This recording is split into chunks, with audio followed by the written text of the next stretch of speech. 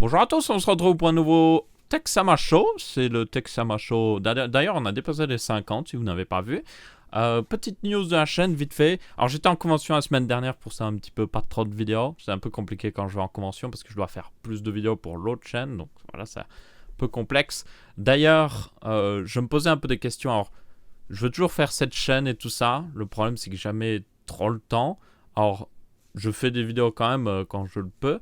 C'est juste que je pourrais certainement aller plus vite si j'avais par exemple un petit peu d'aide pour l'édition vidéo. Donc s'il y en a qui se débrouillent plutôt bien, vous pouvez toujours vous proposer. Vous pouvez vous proposer sur mon email de contact de mon autre chaîne. C'est contact.aureliensama tout collé @gmail.com pour ceux qui seraient intéressés.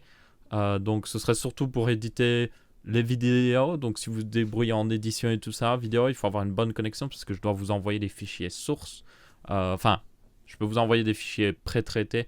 On peut travailler avec des proxys. Il faut travailler sur Adobe Premiere obligatoirement. Donc voilà, pour ceux qui seraient intéressés, je pourrais du coup sortir à mon avis plus de vidéos si c'était le cas. Donc voilà, je pense que ça peut être intéressant s'il y a quelqu'un qui a vraiment le temps et qui s'y connaît en montage. Ben là, oui, je pourrais me concentrer sur tourner la vidéo, juste envoyer les fichiers, donner des notes aussi. Pendant que je tourne la vidéo, je peux donner des notes. Là, il faut faire ci, il faut faire ça. Je ferai les b-rolls moi-même. Les b-rolls, c'est les plans à troisième personne où vous montrez un produit en mode regardez cette souris. Donc voilà, je ferai tout un peu moi-même, mais l'édition serait gérée par cette personne. Le texte à ma chose, je ferai toujours moi-même parce que c'est plus facile pour moi. Mais bon. Donc voilà, pour ceux qui sont intéressés ou autre chose, ça peut valoir la peine. Évidemment, suggérez-vous ou plutôt contactez-moi si vous y connaissez quand même en montage.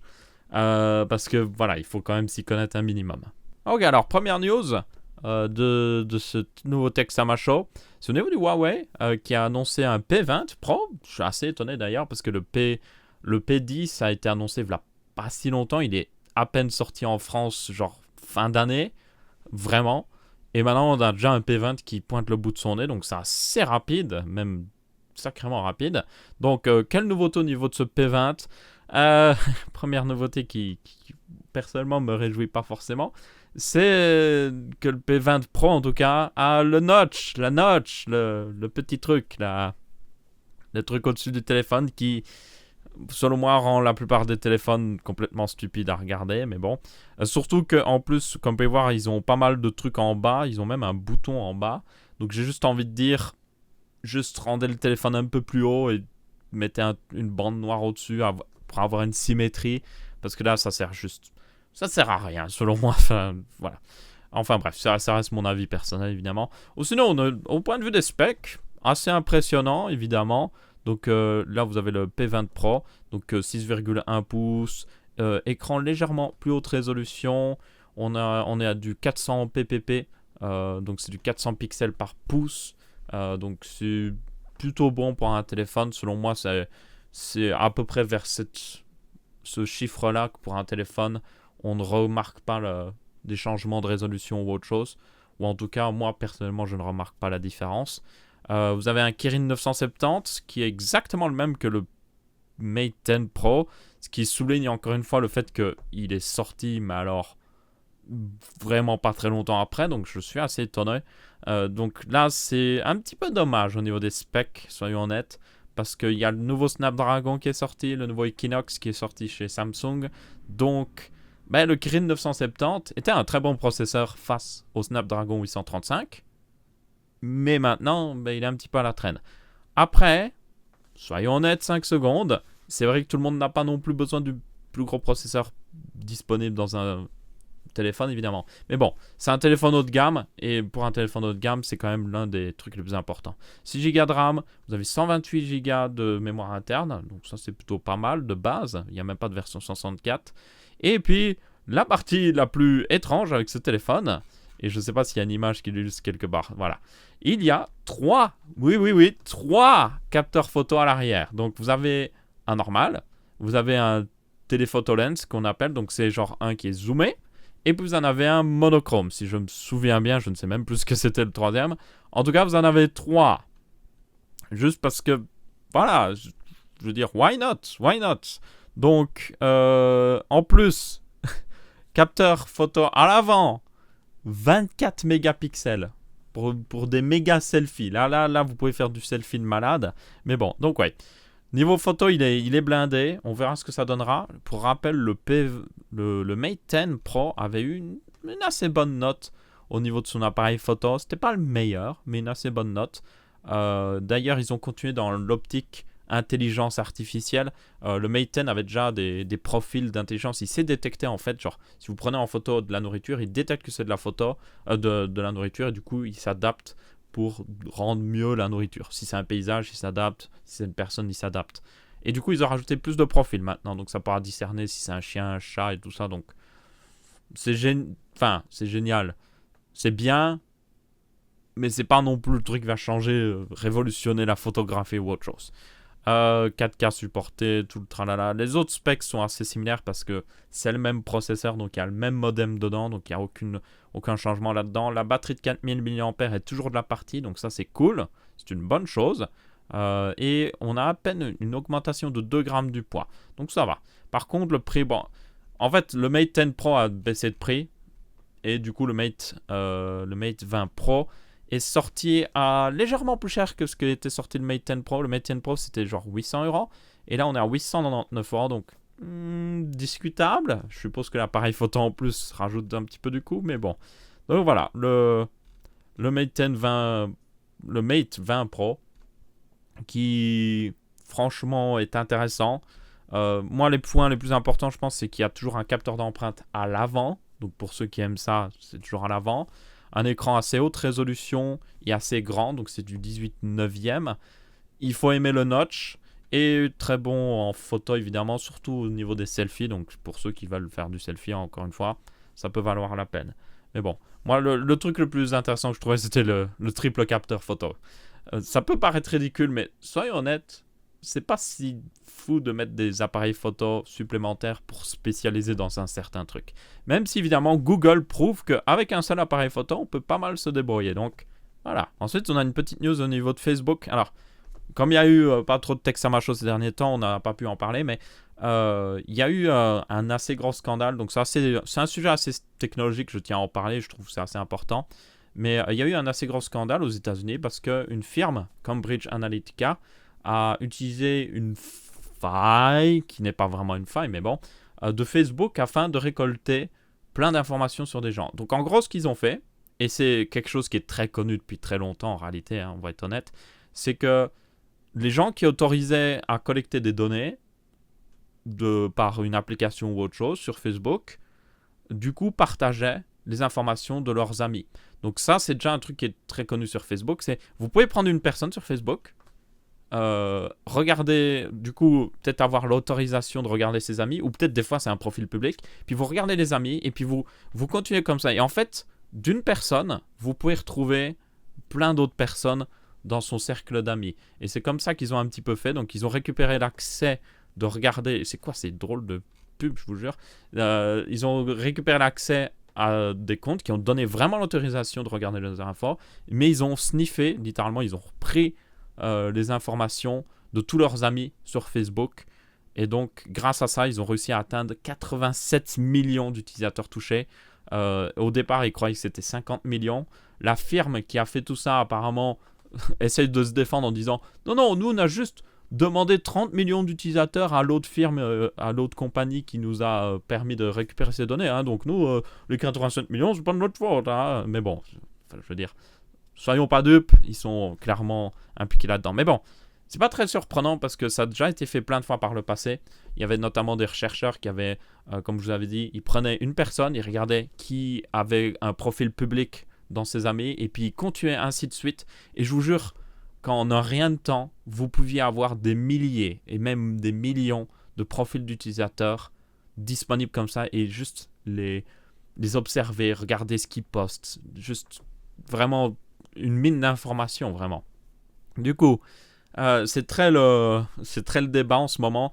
Le Mark Zuckerberg, qui est donc le CEO de Facebook, le fondateur et tout ça, doit comparaître même devant le Congrès américain pour s'expliquer.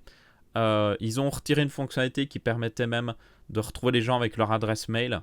Donc ça, c'était aussi une faille, parce que c'était quand même une fonctionnalité, mais bon, de sécurité, parce que par exemple, vous achetez sur le marché russe 50 000 emails et puis vous les testez sur Facebook et puis vous trouvez qu'il y a des comptes Facebook en fait. Et c'est exactement des trucs comme ça qui pourraient arriver sur Facebook.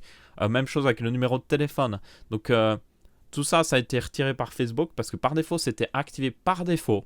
Donc vous faisiez un compte Facebook, c'était activé par défaut que les gens pouvaient vous retrouver avec votre email ou votre téléphone. Ce qui est assez abusé. Les paramètres par défaut de Facebook sont assez, on va dire, assez fous au niveau respect de la vie privée. Donc je vous recommande chaudement, si vous utilisez toujours Facebook, de checker vos paramètres, d'essayer de décocher un maximum de trucs qui permettent ce genre de choses. Et aussi, si vous n'utilisez plus Facebook, vous pouvez toujours supprimer votre compte. C'est pas vraiment supprimer, mais au moins si plus tard il y a un problème et qu'ils étaient censés le supprimer, vous pouvez toujours vous retourner vers eux, ou en tout cas vous pouvez faire partie d'une classe action de suite. Donc c'est quand vous êtes il y a des centaines de personnes qui se mettent ensemble pour attaquer en justice. Moi personnellement j'ai lancé la procédure de suppression de mon compte privé. C'était un compte que j'avais, je veux dire, je l'avais comme tout le monde utilise Facebook, c'est genre, mais c'était pour parler à d'autres personnes, parler des camarades de classe, organiser des travaux de classe et tout ça. Tout le monde a créé un compte Facebook à cause de raisons comme ça, je pense. Enfin, la plupart des gens en tout cas. C'est genre, c'est parce que les autres en avaient un. Donc moi, je l'ai supprimé parce que je l'utilisais plus. Donc, en gros, je n'y aurais plus accès, évidemment. Je suis sûr et certain, et il n'y a pas besoin de me le dire dans les commentaires. Je sais que Facebook va garder mes informations, mais au moins, légalement, je leur ai demandé de le supprimer, donc c'est plus mon problème. J'ai toujours mon compte public par contre pour mon autre chaîne, mais c'est juste genre pour poster mes vidéos, donc ça c'est pas très important. Donc voilà, faites attention à votre vie privée, surtout avec Facebook et tout ça. Regardez toujours les paramètres de confidentialité et essayez de ne pas utiliser Facebook sur votre téléphone, parce qu'il y a une autre news que je n'ai pas là, mais Facebook apparemment récupérait tout... ils ont dénié cette information, évidemment, mais apparemment, comme ils ont l'autorisation de faire des appels téléphoniques et de regarder vos SMS, apparemment, Facebook collectait toutes ces informations. Donc, ils l'ont dénié, mais soyons honnêtes, on sait qu'ils l'ont fait, jusqu'à un certain stade, en tout cas. Et donc, par pitié, n'utilisez plus Facebook sur votre téléphone, ou alors, utilisez peut-être... sur un téléphone, vous pouvez régler davantage les permissions. Même si Facebook refusera de fonctionner si vous lui enlevez certaines permissions. Donc personnellement, franchement, Facebook, c'est horrible sur téléphone. En plus de pomper aussi la batterie. Ça, c'est le plus horrible. Alors, en parlant de Facebook, quelque chose qui n'a rien à voir. Enfin, si, en quelque sorte. Mais HTC a annoncé le Vive Pro. Alors, ce n'est pas la VR de 2e génération que tout le monde attend. Personnellement, c'est ce que j'attends. Chaque nouvelle technologie, la première génération, c'est toujours... mais... la 2e génération, c'est ça commence à devenir pas mal. Et puis la 3e, c'est genre ça devient vraiment pas mal. Là, ce n'est pas la 2e génération, malheureusement. C'est plutôt la première génération plus. Donc, on est sur un casque beaucoup plus haut de gamme avec plus de fonctionnalités. Notamment, il y a des caméras à l'avant pour faire un peu des fonctionnalités d'AR, donc réalité augmentée, ou pour tout simplement voir ce qui se passe dans la pièce pour réagir, pour faire des choses tout simplement dans la VR. Vous avez une finition totalement différente aussi, plus haute résolution au niveau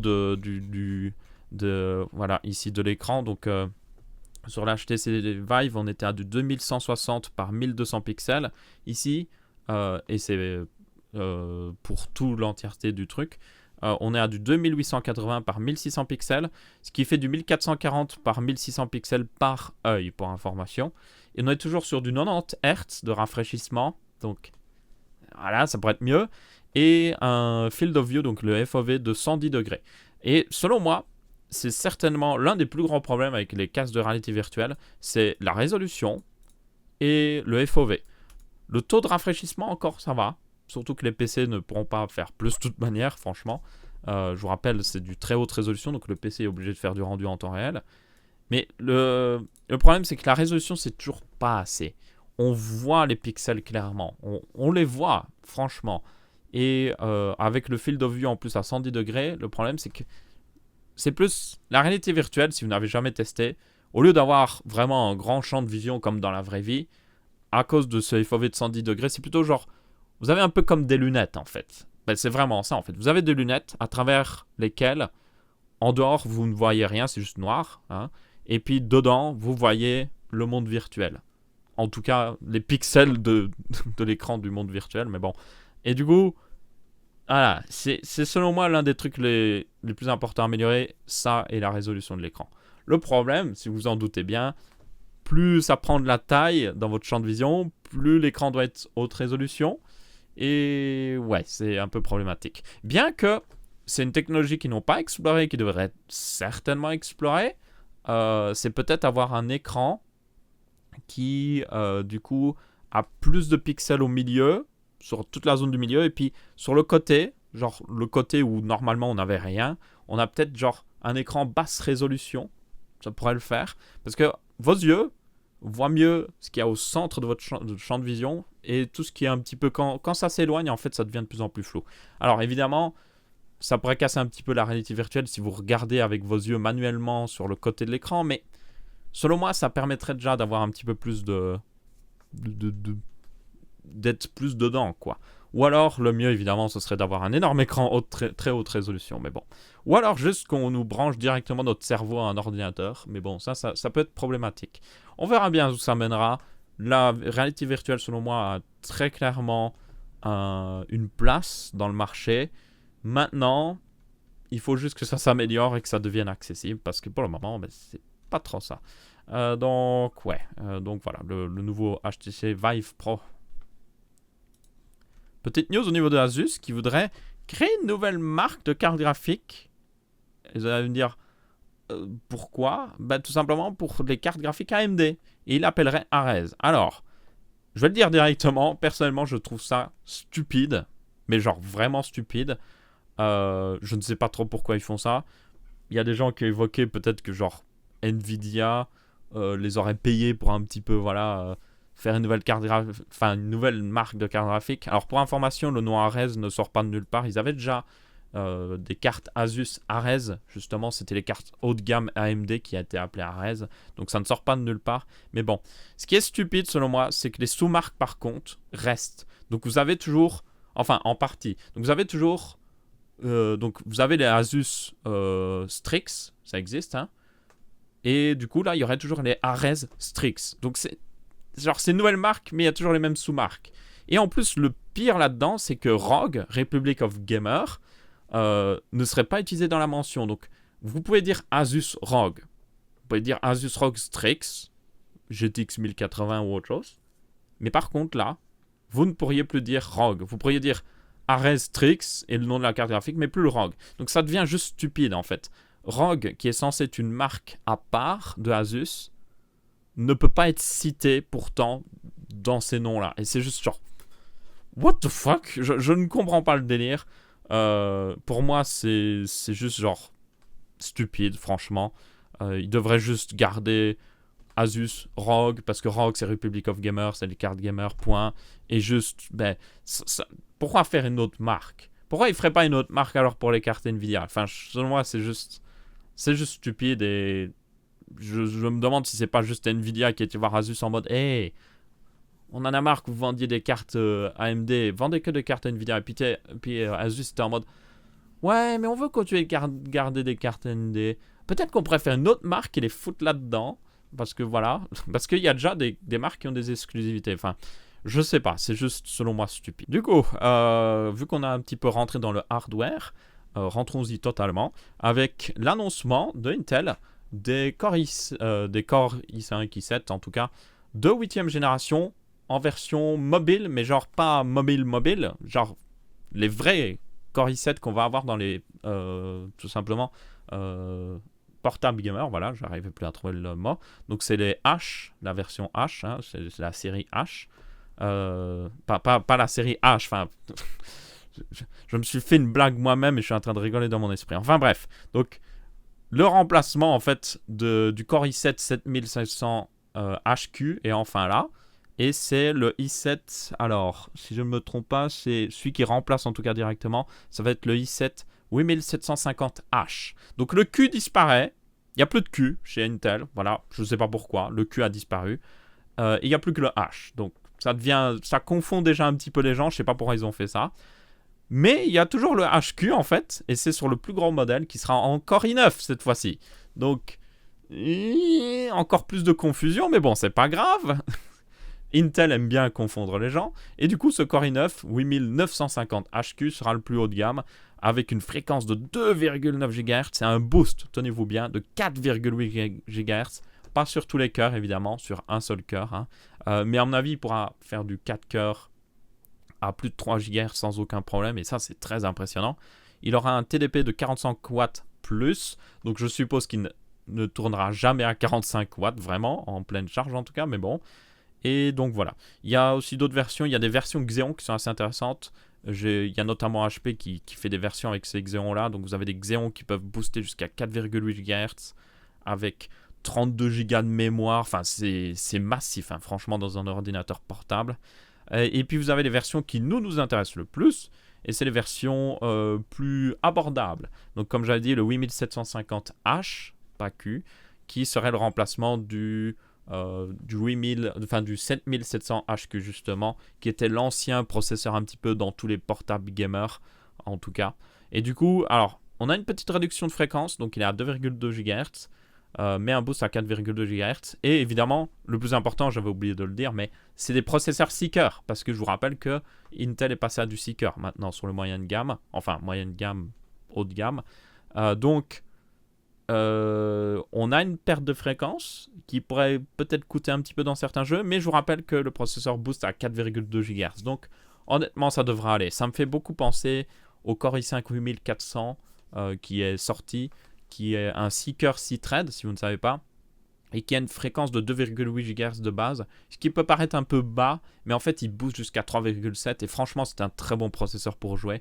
Et du coup, là, c'est un petit peu la même chose. Comme ça booste très haut, je pense pas que ça devrait poser de problème. Il faut voir la fréquence sur plusieurs cœurs. Par contre, on verra bien quand il sera testé. Mais bon, honnêtement, ça devrait aller.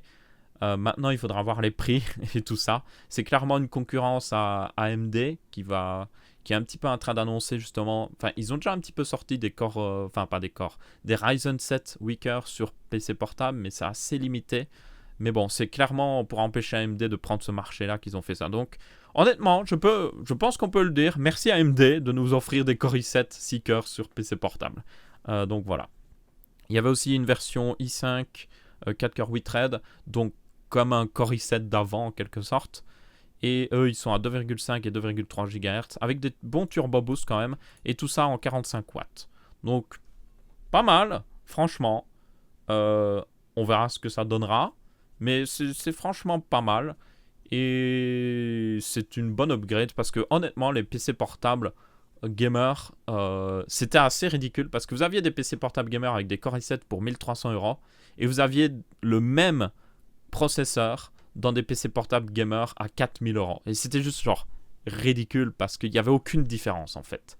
Là maintenant, on a enfin un petit peu d'upgrade parce qu'on va avoir des PC portables du coup avec des Core i5 4 cœurs 8 threads, donc l'équivalent d'un ancien Core i7, pour moins cher que normalement la génération actuelle. Donc ça, c'est très intéressant. Toujours dans Intel, dans les news Intel en tout cas, ils ont aussi annoncé, on a des premières infos sur les versions basse consommation des Coffee Lake, donc c'est tout ce qui est les versions T sur PC fixe. Alors, je pense que je devrais faire une vidéo pour expliquer un petit peu la nomenclature de Intel, parce que ces derniers temps, c'est un petit peu n'importe quoi. En tout cas, les versions T sur PC fixe, donc c'est pas pour portable, c'est des processeurs basse consommation. Donc vous avez notamment là le Core i7 8700T, voilà, au lieu du K, qui a été annoncé. Donc c'est un Seeker 12 threads à 2,4 GHz avec un boost de 4 GHz.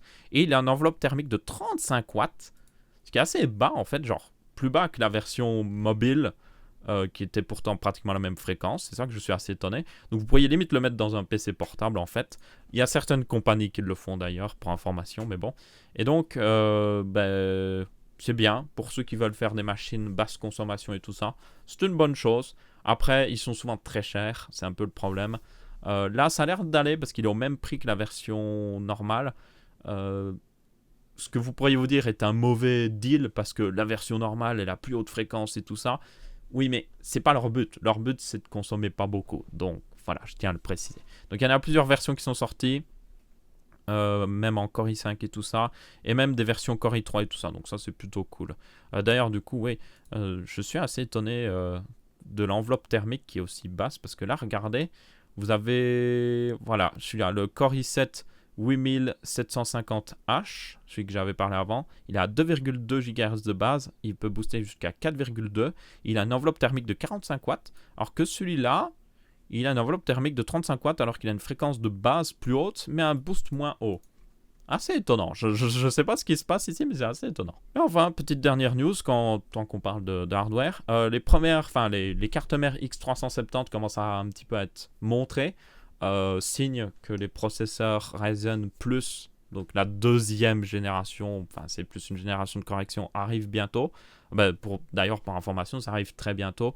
On a plus d'informations d'ailleurs sur les i7 2700X. J'ai oublié d'inclure une news d'ailleurs là-dessus, on va en parler dans cette news-là. Donc les cartes mères commencent à montrer leur bout de nez. Là, j'ai juste montré ma préférée selon moi, qui est une carte mère d'Asus en Mini ETX, qui est vraiment classe, franchement. Il n'y a pas à dire. Et du coup, ils sont sortis. Enfin, ils sont pas sortis, mais il y a déjà des reviews qui sont sortis des Ryzen de deuxième génération, ou plutôt de génération plus. Donc notamment, voilà, une review qui venait justement d'un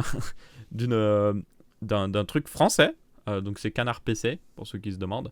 Et du coup, au niveau des performances, donc le nouveau Ryzen, c'est le 2700X que vous voyez ici au-dessus. Et vous avez le 1700X qui est ici en dessous. Et au final, c'est à peu près ce qu'on s'attendait. C'est meilleure fréquence, mais aussi meilleure performance, malgré que le boost de fréquence n'est pas non plus incroyable. Donc il y a clairement eu un petit peu des tweaks au niveau de l'architecture. Et une augmentation un petit peu aussi de la consommation par contre. Il y a eu des bonnes améliorations au niveau de la latence mémoire. Donc ça se voit qu'ils ont fait des corrections pas juste comme ça, genre où ils ont juste pris le processeur et ils ont fait ok, 100 MHz de plus et puis c'est bon. Non, il y a des grosses améliorations au niveau de la latence mémoire qui était un problème de Ryzen. Je vous rappelle que Ryzen, le problème qui crée en tout cas ça, c'est que Ryzen c'est deux en quelque sorte processeurs de 4 cœurs collés ensemble, si on réutilise les termes de Intel à l'époque. Et donc le problème c'est qu'ils ont chacun leur contrôleur mémoire et donc ils doivent il y a un petit peu des latences qui se créent quand ils doivent communiquer entre eux ou quand vous avez accédé à la mémoire parce que les deux contrôleurs mémoire sont de la partie. Par contre, là, amélioration, donc là ils descendent jusqu'à, comme vous pouvez voir, donc le 1800X, donc selon la mémoire, donc plus la mémoire est haute fréquence, plus vous pouvez améliorer les latences. Donc là, ils ont une amélioration de pratiquement 9 nanosecondes sur la même fréquence sur le nouveau 2700X. Et encore de meilleure latence sur la mémoire encore plus rapide. Donc je suppose que maintenant ils supporteront aussi des meilleures mémoires plus rapides par défaut sans devoir bricoler. Parce qu'actuellement, encore à l'heure actuelle, si vous voulez dépasser les 2600 MHz sur la mémoire sur Ryzen, il faut un peu bricoler. C'est de l'overclocking clairement. C'est pas juste genre vous prenez le profil XMP et puis hop c'est bon, c'est fini. Donc voilà. Et du coup, par rapport à un Core i7, pour information, un Core i7, ce serait 59 nanosecondes sur de la même mémoire. Donc, il y a encore du chemin à faire.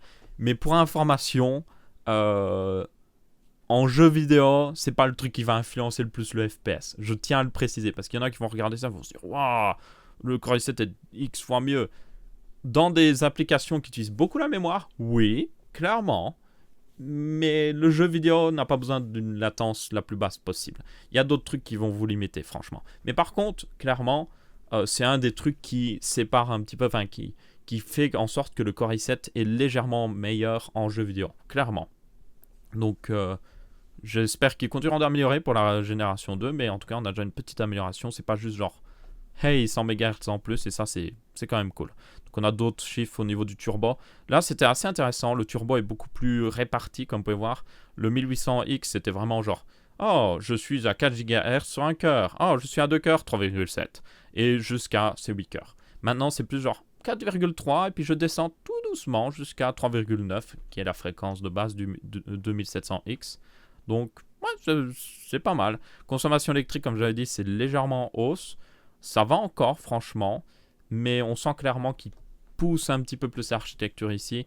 et que ben, ça augmente la consommation. Après, honnêtement, 142 watts de consommation. Alors, je suppose que ça inclut aussi la consommation de la carte mère et tout ça, pour information.